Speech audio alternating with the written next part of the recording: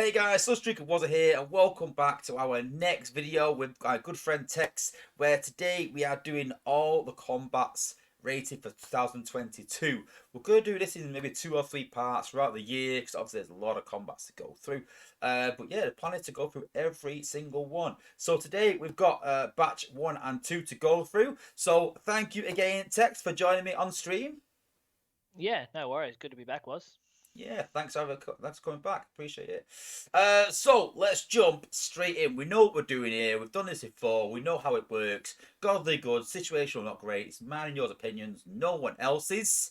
But we'll sort of go through it between us. So straight off the bat, Ravage and Nightstalker. So the original combats, some of the first that came out. I think when they came out, everyone was like, "These guys are amazing," but have they Yeah. stood the test of time? What are they like now? There's not many good ones for sure in the early batches. Woo! I don't know. I don't know. Not many, but there is some. Yeah. No, look, I mean, when these first came out, obviously brand new, we're just adding another bot to the field. It's great, right? Everyone loves a good attacking, add an extra bot to the shuttle. It's Yeah. all well and good. Um, and then people are now finding a better synergy to their teams, like which combat fits in better to their play style. um, and which one doesn't work for some strategies and can make you trip, drop, fail, and swear at the computer, sort of thing. So yeah, and Night Stalker is that kind of category first up. I like him on defense. Like Ares and Tombot. I like these guys on defense a lot. I think they've got a lot Yeah, of value, like you said, especially if we're going for H2AT maybe towards time trapped a bit more, which personally I think we need to. But that's a conversation for another day. But I think the high HP will be important maybe come next year, maybe something like that. But I just think that they hold value in terms of a bit of HP. But I don't. I think this combat's add a lot more DPS to your team, and I think if you want HP, then you've got tanks there. I'm not the yeah. hugest of fans. I think what we're going to find straight away is that a lot of the companion type of combats they're on op duty, right? They're not really Yeah, sitting there on attack. We've got better options for attack, but I'm hoping as time goes on, we're going to be adding a few more new combats that are a bit better suited for the attacking style of play, and yeah, we'll just see where that goes. But Night Stalker, he's a bit of a loose cannon, and just I would just keep him in op duty, to be honest. so where do you think? Godly, good, situational, not great. I think situational for me. I mean, look, good attributes of going invisible, decent DPS, and having good health, but kind of random. Obviously, can't target stuff. May trip an op that you don't want to happen on your time, and yeah, it can really trigger some bad timing of what you want to do. And yeah, I don't like that. Anything that's not predictable, Yeah, it can be trouble. yeah. He's got his uses. I like him power leveling. It helps sort of protect your bot a Oh bit maybe. yes. And I just think that if you're gonna put it on a tank, let's be honest, you're not gonna put this guy on a gunner. Let's be honest, you're not. No, You're gonna put it on a no. tank probably or a healer. As I think there's better combats. That's all it is. It's not bad, but it's better options. I think that's a problem. That's all really. Yeah, definitely. I So mean, look, a so lot of yeah, people use him very differently. Like the thing with the combats, because they're delayed deployment of 3 seconds. If it's on a jet, you can essentially send that jet deep, and this combat will just eject at the yeah, the layout, which is a bit of a technique to kind of save a sack bot back in the day. yeah. So If you get the timing right, it can be really really useful in that. But then wasting a combat of that, of this yeah, that's gonna be quite decent in that sense, maybe. Just for that, I don't know. But like I said, it's got its uses. I wouldn't be disappointed pulling him by any means, but I wouldn't no. go to that batch and look to pull him. That's the point I'm making. Yeah, No. I think there's enough reasons that if you did pull him, he's situational for a reason. I said, op duty can help with the sack or with the power living aspect. Run it deep like on a saber or something like a leader that can jump deep. All of a sudden, you've got a combat right there with them, and yeah, it's great. But it's not a for me. It's not even a war bot on the attacking side of it. Just defense and little situations that are unique. Okay, next up is Flak and Crater Maker. So, do you use these bots still? I do, I do. Same. So, between Flak and Top Shot, they're probably the most used gunner types, I feel. Yeah, I agree. Yeah. So, like, I mean, to be honest, I even use 2-star versions of these combats, and they're Yeah, level 10 because they're cheap to level up, and it's all about basically changing the AI of the bot, right? We're turning that realistically, we're turning that high-powered DPS jet into a nice gunner. That's what everyone's doing. And you'll often find flak attached to like a blades or whoever's holding the prime core, yeah, good matchup. and you're getting that good spread. So yeah, definitely this is a borderline godly combat in my view, to be honest. I was going to say Godly. I honestly would. Yeah, I think because we've set the bar so high with these bots initially that it's going to be very yeah, hard to sort of beat these guys. And I think they'll always yeah, be relevant. I really do think that. Like you said about 2-star, not my war team. I'm quite lucky in that sense. The 5 stars that I pulled and the 4 stars that I use. my pulls are so bad. Let's not even Well, we go did there. say that, yeah, a couple of streams ago, I think. But yeah, so I've been quite lucky. I haven't got Flacker, yeah, but I've still got 5-star Top Shot and some of the decent ones. So, I use the 2-star on my jets that I use for Zen farming to give them that extra Mm. range.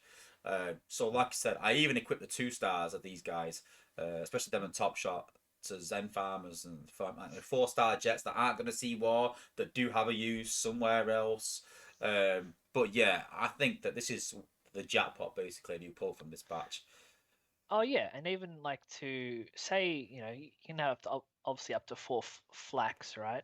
Um, you might, if you're lucky, have the 5 and the 4 on a war team, and if that bot is not in on defense, you can have the 3 and 2 on defense. If Yeah. save swapping cores around, swapping combats around, because you just want to change the AI basically, and that's what that perk does. A little bit of shooting over walls to help power leveling. Yeah, there's really nothing wrong with Flak at all, and that's why I think we both rate Yeah. him very highly. And talking about shooting over walls, so we've got All three. Fire Drive and Blowpipe next. So these uh, guys have had how many buffs and changes, and yeah, I still don't rate them. Still. no, I think we just gotta just call it quits on these and just stop touching them. They're not. They're one of the first combats to come out. Let's just. It was no good. Move on. We make a combat a month, so But not all. Uh, I think the problem is, for me, I've said this before in my streams, that the problem is they're designed to get through walls quickly. And that's great. Listen, if you go towards time traps, HQ 18, you'd probably want a 5-star fire drive for that. So you're thinking, yeah, 5-star fire drive cuts through walls fast. Brilliant. That's a great idea. It's useful. But when you've got Top Shot and Flak that do that anyway, so when you've got Top yeah. Shot and Flak in a team with the burn or with the primer core, the team gets through it just as fast as equipping Fire Drive, but Fire Drive doesn't have the range and can't shoot over walls. So for me, you lose something by adding him rather than having Flak or Top Shot. But it's not just that. It's the pathing. At the end of the day, that's exactly the only core problem of this bot. It's designed to go through walls, and he rather run around the wall. And this will Yeah. never make sense to anyone, and that's his only problem. If he just legit, just straight up shot the wall, there'd be no. I don't think the backlash would be as I much as still we've think they seen over would. the years. I did a You test quite a reckon? while ago. It was Top Shot and Fire Drive, and they both Yeah. got through the wall in pretty much the same time. So Yeah. why, if you had a choice between two, why would you ever choose Fire Drive? They reduce the No, you range never if they would. both do the No. same job, where you've got that advantage of a bit extra range. I always say like things should progress, and if they brought out Fire Drive like back then, and he did what he does now, we didn't walk around the walls, but he went through walls, did damage. Then they brought another combat out that's exactly the same in 2 years' time, but had the range of glitch. Say you'll be like, yeah, that's a good idea because it's improvement on the last one. But there's already improvements in the game of Fire Drive. There's already bots that have a better advantage to do the same job. And that's why I just, like I said, and that's coupled on top of the fact there's pathing issues. You know, it gives them Yeah. that jet range that we want to get away from. Let's be honest. We put Flak on, we put Top Shot on to stop Jets doing that, to get rid of that jet range, give them extra range. So I don't understand why you would equip those bots to give them that range when it's not desirable. No, and like I think the bots that I do, look, I do have Fire Drive. I do use him for, everything other than war. Um, well, I mean, look, I put him on a cheetah, I put him on a sandstorm, put him, bots that you want to send deep into a base, and can either quickly clear a patch, and the added DPS is the factor that I use him for, not for essentially what he was brought out for Yeah, walls. So that's just me adapting to be like, look, it is what it is, and this is the positive spin that I can put on it. He's not totally useless, but just he's not going to be used the way that I think he was developed to be used, and that's just what it is. yeah. So Uh, situational, not great. Still not great. It's just, Yeah, I'd probably agree with that. To be he's honest, he's just the crumbs of the combat world. yeah. Now we've got Smashdown and Razor Sharp. No, I'm a bit on the fence with this one. I'm not too sure. When it came out, when I tested it, I was like, that sounds really good. Used Yeah. it, and I've seen a lot of people in the chat going just like, it's not that good. And I was like, well, I rate him. I don't think it's that bad. But then as time's gone on, he's fell from my team, and I don't see much value in it. But again, this is like we talked in the previous streams about on paper where a bot looks really good, and you go like, this bot sounds really good on his combat, whatever. But then in practicality, it doesn't quite hit the mark for me. No, same. I think when it first came out and you read the description of what it's meant to do, versus what it did do, there was a bit of a grey area. And, whether the description also applied when equipped on an outpost bot, because I've got him equipped to Alita. I've got her armor, so she's going to last a long time. And the thought was to get more stun out of Smashdown, stun the op bots and so forth. But I just it never came to fruition that that's how it played out. And then we started to find that some of the abilities from the combats didn't work in outposts, either by design or for whatever the Yeah. cause was. And I think that's why it did fall away from being a potentially well used combat to very situational crumbs kind of deal. So what were we saying? Situational or not great? I got situational. I got it above not great personally. Yeah, like I said, I would disagree anywhere around that, but then, yeah. Okay, this is where I think we might have our first disagreement, maybe. Yeah, So, yeah. So we've got Trenchfoot and I forgot his name already. Caliburst. Caliburst. Well, because you remembered. Trenchfoot and Caliburst. Yeah, What's your I I like him. I really do. I've I've got him on my war team. Um, really? Yeah, but that's because I'm also using what I feel him to the maximum of his effects. So anything under effect will trigger his bonus. Given the amount of top shots, and stuns that I have on my team, I feel that he really does amplify that damage. And I think he was the first kind of combat to be designed to try combos, work as a synergy in the team, and not just be a straight health DPS added bot.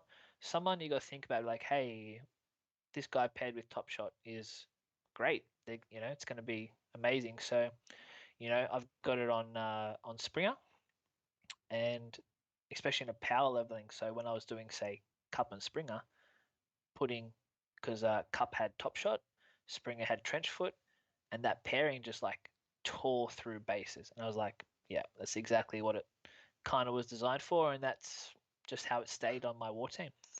Does he not give you pathing issues similar to Fire Drive though?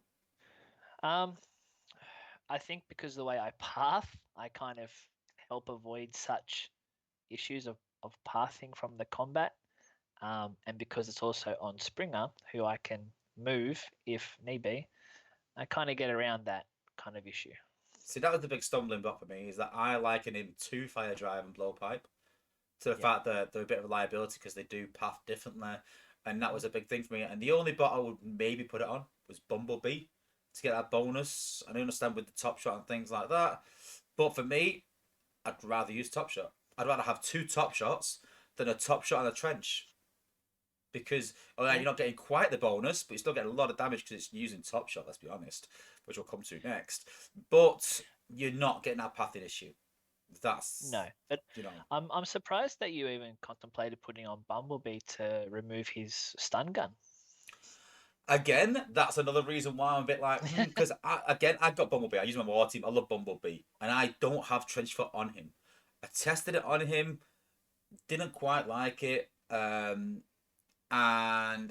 it's just one of them. I just never found a really good fit for it, other than Chromia maybe, which I don't use on attack. I use on defense. So mine is on Chromia on defense until recently when I pulled Air Razor, and now he's been even been dropped from the outpost as well. So it's just like I tried him in the team. I was like, no, that's not working. I'll put him on defense. He's on defense now. Found a better one, and now he's not there. And I just feel like I've never quite found a good place for him. Really, I Well, don't my know. other, so I've got the 5 and the 4, and I said right now the 5 sits on Swoop, who sits on defense. So I'm using that added DPS just for the outpost duty.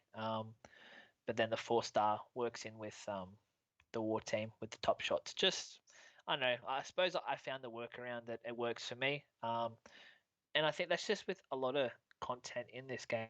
Like things that are black and white or come out as they is. There's different ways to use a True. few of the. So if you can make it work, I think it can up the value as well.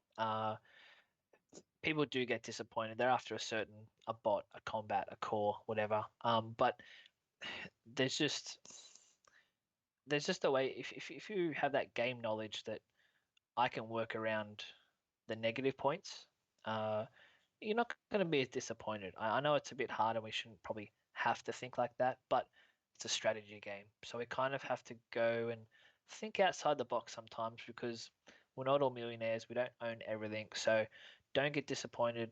Use what you have and make it work, you know? So that's just the way I approach a lot of things. And yeah, it's kind of how I stay not Yeah, I disappointed. get that. I get that. But for me, the strategy side of it is also the fact that I understand that he does path differently, and I Yeah. don't want that. I don't want that in my team. So that's why I don't rate Fire Drive. That's why I don't rate Trenchfoot, because they path differently. And I wouldn't dream of putting him in my team for that reason. Because Yeah. the only reason I put him on Bumblebee as well is because we know Bumblebee's a bit broken in a sense. Watch out for that video as well. Yeah. In the sense that he's going to melee when he's hitting outpost bots. So again, that for me was maybe a fix, but it's fixing an issue that's already broken. It's not a tactic in a way. It is, but do you know what I mean? It's so. Does that make a situational though? That in some Yeah. some places is really good, some not. Because for me, I would say not great personally, but I know you think he's pretty decent. So that shows to me that in some situations he can be good. In some setups, in other setups, no way would you use him. So Mm. No, I agree. I think the middle ground here is situational because there's multiple situations he can go into, but he's not good. He's not what we expect or would like from this combat. yeah, there's some really big fans of him and some really big critics, and I've seen that, and it's quite funny to Yeah. see the two sort of going at each other in the chat. So like, Yeah. I can't believe poor this guy is awful, and stuff like, what are you talking about? He's Yeah. amazing, and he just kicks off, and it's quite amusing to see. But I can sort of see how there's value, but then I can also see the people that are a bit annoyed when they pull him. So, top shot and fireline. Can we Just just put him straight on the away top. agree? Yeah, we Yeah. can. Yeah, I Put mean, him up there. I had Good the on you. 5-star and the 4-star in my team, and they don't come off ever, No. ever, ever, ever. For No. me, the best combat in the game by far. Yeah. Yeah. Even The funny. I'd even The, I'd even do that. I can't even do it, but put it above yeah. flak even. Honestly, like I haven't Yeah. pulled flak yet. I'd like flak, but it wouldn't go instead of top shot. Yeah. I, Absolutely I, amazing. I, I think there is a funny notion that actually I never see Top Shot in outpost duty, which is, Because for everyone's going on attack. That's yeah, why. but you know what I mean? Like when I generally my statement's been when it's godly, it fits all the boxes, right? And it's it's funny that it's not on Oh outpost duty no, because listen, obviously I and would that's put on outpost duty without a doubt, but who would put it on outpost duty? Blades, no, you maybe. don't. You know what I mean? But I wouldn't take it off my war team to put in an outpost. But if Blades was No, in my war team in an outpost, then yeah, it suits both. You know, I would put Top Shot in an outpost definitely, but not at the expense of my war team. no, definitely. And I think the main factor when it comes to outpost duty is that a lot of the bots that are the better outpost, um, they're the tanks, or and they Yeah, can't be equipped with Top Shot. So yeah, yeah. that's also another reason. True. Even like a smoke screen using glitch. Let's be honest. You're not going to reduce his Yeah. range by using No. top shot. So I kind of get why you wouldn't see it. I don't think it's a sort of like conscious decision where people are going, "Oh no, I wouldn't No. do that." It's more No. just. It's more just let's get that record straight. Or people going like, "Oh, Tex and Wozza said don't put top shot in an outpost." Whatever you do, it's not a case of that. It's just a case of like prioritize attack because the guy is absolutely immense. But yeah, No. I mean, look, that like I said, who he sits next to, Flak. That's I said you'll see that on Blaze with Prima in an outpost. yeah, So I think that's the main combat you'll see on outpost, and then maybe followed by Trenchfoot. And it's just for a DPS bump. That's all. But yeah. yeah. Okay, next one that's up for review. Rung and Schrute. So where Do would you, you place these guys? 'Cause I know where I'm putting them. yeah. In that green box down the bottom. No, I'm kidding. What? No, I'm kidding. No, look, I couldn't even tell you. I don't have them. I don't run them. This is not Oh, the like, combat. well, My I'll tell you right now that I've got the 5 star and the 4 star, and I wouldn't say I was the first person to run 2 healers, but I was, one of the first 4 it started cottoning on before everyone started doing it. Early stages because I had 5 star and 4 star run that I pulled quite early, and my war scores just 300. They just changed yeah. from being a good player from like and this is what for me that's what sort of started my streak in Legends and what got me into Psy. For me, super powerful, honestly. And I mean, oh, Because look, at the end of the day, he's at only least there, kind of.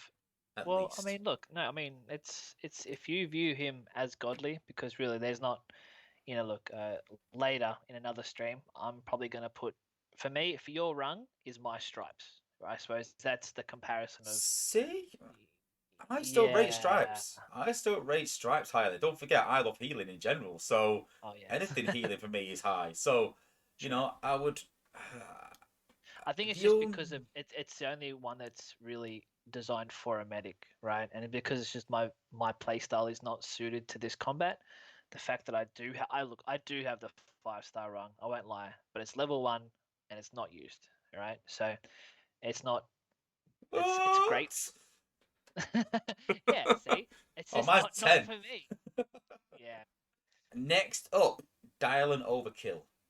yeah. Little meat shields that yeah, they're not great. Yeah, they're worse than Ravage and Nightstalker, and if we put Uh, them there, then I think they've got to go here, haven't they? Really, Yeah, they run ahead and they just die, and they're not not enough even in. HP.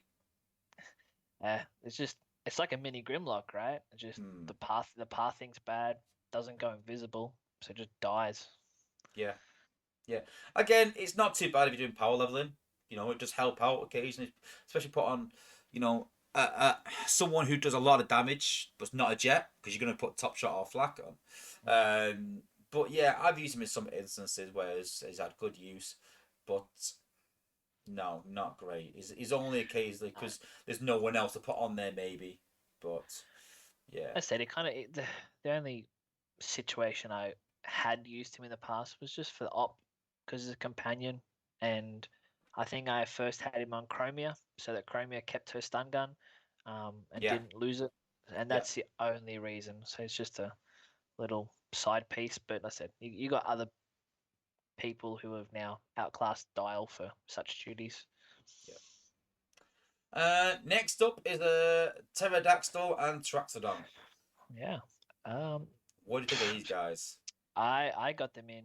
good because they just out of when it attaching them to the melee type bots, that class is very small, and you'll find that out later that it's the class that we're trying to make better. That combats that attached to melees were very restricted, and out of all of them, basically you were only using this combat.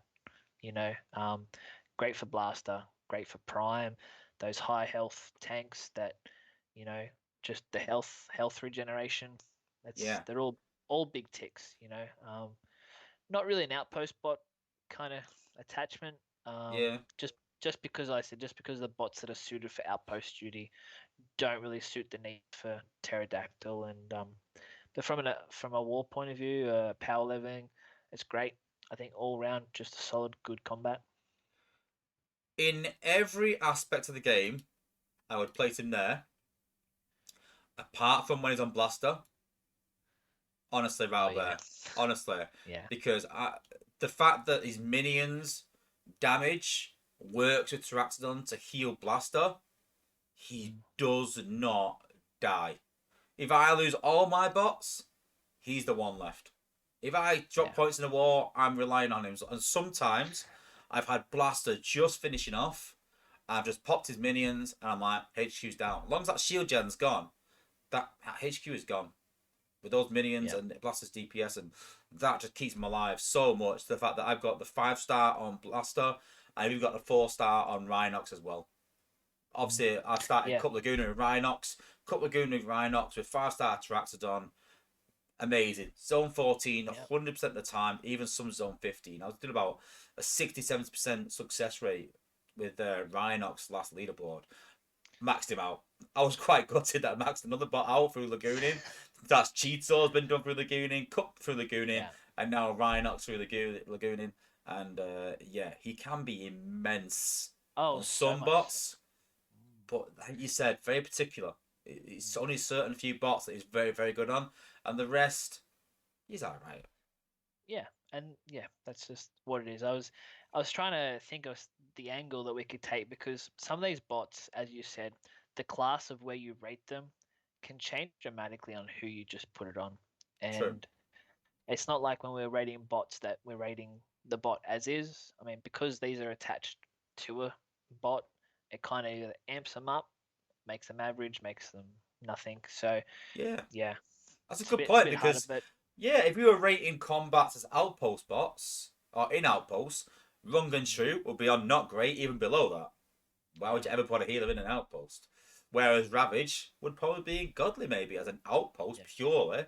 So, yeah, it's a valid point, to be fair. That you yeah, sort of need to consider. But that's why I put him in good, because yeah, he's not situational, he's good on everyone, but he's godly on some, yeah. but good most of the time. So, Yeah, again, and depends who like you you put said, him we on. yeah. Oh, sorry, I was just gonna say because obviously I know how you love Blaster, and I'm a Nor lover, so it would kind of work similar. We're kind of getting that sort of healing kind of aspect, but then you're pairing that with Quintus, right? And then you're Yes. really creating that godly combo, and yeah, it can, and you understand why the class of how you rate certain combats can be dramatically different, but I said that's only on a couple bots for certain combos only. So True.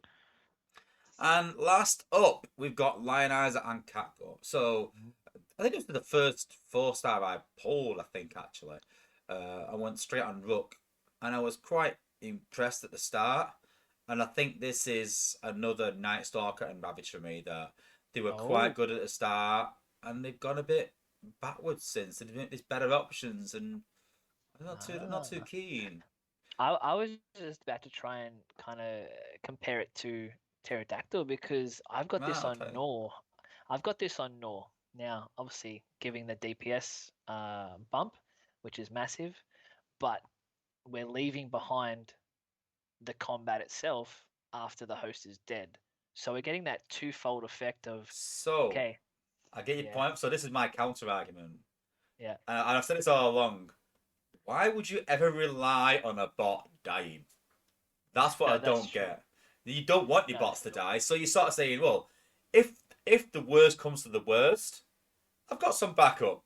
but don't plan for that. Don't plan to maybe lose a bot. If that's the case for me, then No, you know no. Look, that's the bit that I'm a I bit don't on think. think about. No, look, I don't think many people plan to use backup plans, but at the end of the day, if you have a backup plan, you have Yeah, something versus nothing. So I definitely know that over the years, when you're power leveling, how many time Lionizer has finished off the HQ, and you're like, yeah, yeah, that's cool. true. But for me, Or like, I would have liked that when the bot does die, he gives you something at that point immense. So again, I just think at the minute you're like, oh, if my bot dies, I've got Lionizer. It'll do a bit of a job. It's not going to make a huge difference. Whereas if it said Lionizer jumps out and does 1000 DPS for 10 seconds, you're like, well, bot's died, but yes, Lionizer here now. He's going to wreck this base for 10 seconds. And you don't get that. It's sort of like a, oh, no, okay, meh. I just, yeah, I'm not, again, I'm not against putting him in good. I wouldn't say he's awful, like I said, situational maybe, but I just think that he was very good when the first batch see, came out. well, see, that's why I've got him in good. I think like now, like when you read his description, right? Basically, we're getting three things. We're getting the DPS. We're getting a snarl type attack where he launches fire from the host, doing damage out in front, and then we get that backup option of upon death a new bot. Look, I don't have the 5-star. I am chasing it. I got a max 4, and he has just under 9,000 health. That's nothing that's to shake a leg at. That's pretty decent to be hanging around. So because I have a lot of time Gnaw on defense, having this guy attached to him, you've got another 9,000 uh, bot on defense. The attacker thinks, oh, I've I've got through Gnaw, got through 6 sharks of SA11, and then out pops Lionizer, another 9k bot.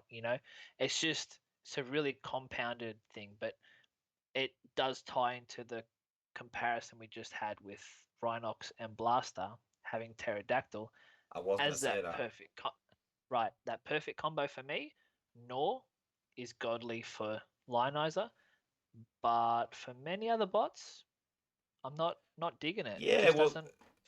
yeah, this is my counter. So, one, 9k health, but we've just rated Dial. That's not great. He's probably got more health than 9k. But I understand that you're getting more out of Lionizer because you're getting the things while the bot's alive. So I can sort of understand that argument for it. Yeah, yeah. And that sort of hit home when you said about No. So this guy on No, yeah, but I don't use I've got like No. I had it on Rook. So when you say it adds DPS, I don't want to add DPS to Rook. I've got no need to add no, DPS to Rook. no. You know, That's exactly and right. that fire damage is very minimal when you put it on Rook. So for me, it was like I'm not getting much out of it because I run literally Rook, Blaster, and then Gunners. So Lionize just is not going on Blaster in front of Tyraxodon. No, There's no benefit on Rook. Just doesn't fit anywhere for me in that sense. But you know what? With No, I can see that appeal, and I agree that it's like Straxton, and I actually agree probably in good after that because in certain bots yeah. again, it's all about perspective on what bot you're putting it on. Because if you put it on No, that's going to give you a huge DPS increase. That fire damage is Oh, going to be quite considerable. If you put it on a tank, a pure tank, yeah. not It's so not. It's much. well, and that's it, right? Because the tanks are not there for DPS, Yeah, and we understand the sliding scale of more health, less DPS, and that's where the Rook falls into the category of, you know, Rook is not your frontline guy. He's there to take hits, send out a hologram, and I don't know about you, but the whole RC kind of similar situation. I've got Sheldron. I've got that hologram bot for the hologram bot, so I've got children on Rook, so yeah, so see what I mean? I think there is definitely a notion of when combats are made, who they're designed for. I think yeah, that's what true. they have in mind. I said, you get a 5-star Lionizer, my Nor's got just under 1,000 DPS. How is that not godly on defense when you got 6 sharks? You know what I mean? Like, True. it's crazy. It's so crazy. But that's why I put him in good because outside of Nor, no one's really jumping up as a great pairing of that level. And same for Rhinox and Blaster. They're just outside that, they're just overall good. Well, after this stream, my 4-star no 61. I've got his G Metal G1. Oh, Guess what I'm same. gonna do Nah. after this stream? I'm gonna go and put Lionizer and give it a go on your recommendation.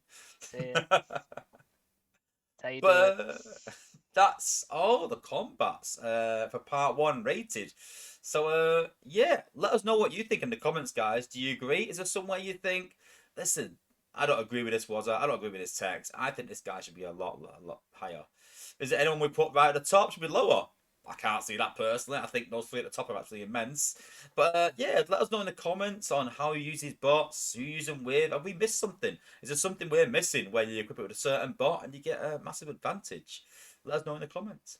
But thanks to Tex, as always, for joining me and rating these combats. Yeah, no dramas. Had fun. Yeah, and make sure you tune in for part two, which will be cut out soon. And as always, guys, if you want to catch all my content, then make sure you subscribe to never miss another video again, and make sure you check out part two. Thanks to Tex again, and peace out, guys. If you like this content, don't forget to hit the like button below, guys, before you leave. And if you want to see more content, you can hit the subscribe button below to never miss another stream or never miss another video. Thanks for watching, guys, and peace out.